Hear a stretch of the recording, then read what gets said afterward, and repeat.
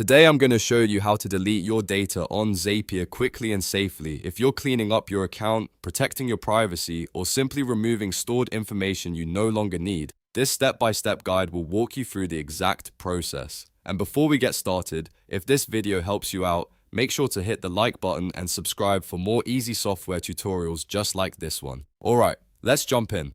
First, open Zapier in your browser and sign into your account. Make sure you're logged into the correct Zapier account before you continue, especially if you manage multiple accounts or workspaces. Once you're signed in, you'll be on the main Zapier dashboard. Next, look to the top corner of the screen and click your profile icon. This is where you'll find your account settings and security options. From the menu that appears, select Settings. This will take you to the main settings area where Zapier keeps account-related controls. Now on the settings page, click Security and Data. This section is specifically where Zapier lets you manage privacy, security, and stored account data.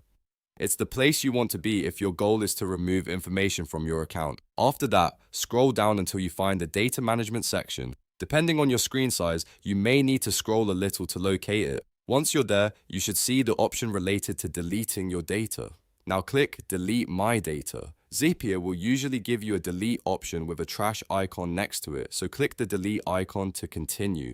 This is the action that starts the permanent data removal process, so take a moment to make sure this is really what you want to do before proceeding. Finally, confirm the deletion when Zapier asks you to verify your choice.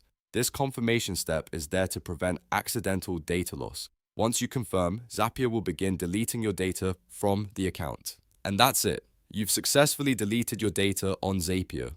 The process is straightforward once you know where to look, and now you can manage your account with a little more control and peace of mind. If this tutorial was useful, please give it a thumbs up, subscribe to the channel, and turn on notifications so you never miss another helpful how-to video. Thanks for watching, and I'll see you in the next one.